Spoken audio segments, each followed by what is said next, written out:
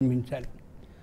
ఆవిడికి బాగా ఇష్టమైనటువంటి రంగు ధవలతమాంశుక గంధమాల్య శోభే. తెల్లని పువ్వులు ఇష్టం, తెల్లని గంధం ఇష్టం, తెల్లని వస్త్రాలు ఇష్టం. అంచేత ఎవరైతే లక్ష్మీ అర్చనని చెయ్యాలి అని అనుకుంటున్నారో, సామూహికంగా కూడా చేద్దామని అనుకుంటున్నారో అందరూ తెల్లనైనటువంటి వస్త్రాలని ఆడవాళ్ళు ధరించాలి. తెల్లనైనటువంటి గంధాన్ని అమ్మవారికి పూజ చేసి ఆ గంధాన్ని పూజ అనంతరం ఒంటికి రాసుకోవాలి. తెల్లనైనటువంటి పుష్పాలని పూజకి ముందే అందరూ పెట్టుకోవాలి.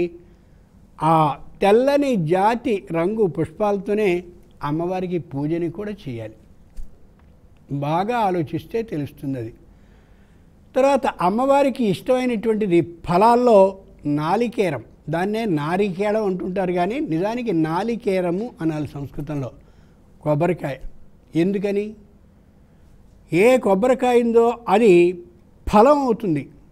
ఫలం అంటే బాగా ముదిరిన తర్వాత దాన్ని భూమిలో పాతిపెడితే మంచి మొక్కగా అక్కడి నుంచి చెట్టుగా అయ్యే అవకాశం ఉంటుంది.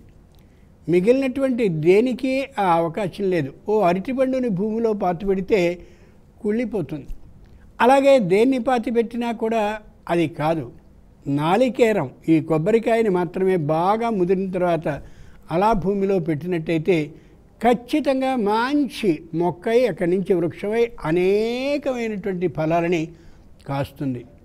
అమ్మవారికి అదే ఎందుకు ఇష్టం అంటే, అమ్మాయి నీ కడుపు పండాలి, నీకు చక్కనైనటువంటి సంతానం కలగాలి, ఇదిగో ఈ నాలికేరంలాగా అని చెప్తుంది అమ్మవారు.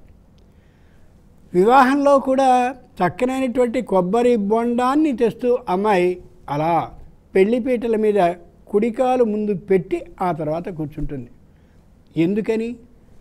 ఏ కొబ్బరి బొండమైతే ఉందో ఆ కొబ్బరి బొండంలో తీసినటువంటి నీరు మాత్రమే ఆరోగ్యాన్ని బాగా కలిగిస్తుంది తప్ప కొబ్బరి కాయలో ఉన్నటువంటి నీరు మాత్రం కాదు. అంచేతనే ఎక్కడైనా అనారోగ్యం కానీ మనకి కలిగినట్టయితే వైద్యుడి దగ్గరికి వెళ్తే కొబ్బరి బొండపు నీళ్లు అని స్పష్టంగా ఆయన రాసి మన చేత కొబ్బరి బొండాన్ని తాగండి అంటాడు ఆయన. అంతేకాదు, నిజానికి కొబ్బరి కాయ కొట్టడం శాస్త్ర సంప్రదాయం కాదు కాదు కాదు.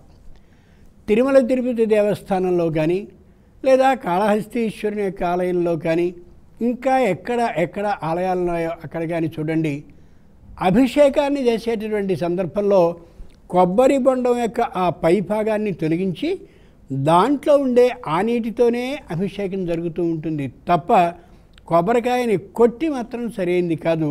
ఎక్కడో ఓ పద్ధతి వచ్చేసింది మనకి, అది మనం చేస్తున్నాం. దాని నుంచి మళ్ళీ కొబ్బరి చిప్పలు అమ్ముకోవడం అదో వ్యాపారంగా అయిపోయి ఎటెటో అయిపోయింది. నిజానికి అమ్మవారికి ఇష్టం కొబ్బరి బొండం. కాబట్టి ఫలాల్లో నాలికేరం ఇష్టం. ఇదిగో ఈ బొండంతో నీటి అభిషేకం ఆవిడికి ఇష్టం. మరో విశేషం, పుష్పాల్లో మనం అనుకున్నాం తెల్లనైనటువంటి జాతి పుష్పాలు ఏవైనా ఇష్టమే. ఆవిడికి బాగా ఇష్టమైనటువంటిది తెల్లనైనటువంటి పద్మం. ఇక ద్రవ్యాలు ఏవైతే ఉన్నాయో వాటిని చూస్తే తెల్లనైనటువంటి ఏ ఆవు పాలు ఉంటాయో గోక్షీరం ఆవిడికి ఇష్టం. అలాగే జిడ్డుగా ఉండేటటువంటి వాటిని స్నిహి అంటారు. స్నిహి అంటే జిడ్డుగా ఉండేది అని అర్థం. స్నేహము అనేది స్నిహ అనే దాని దగ్గర నుంచి వచ్చిందే.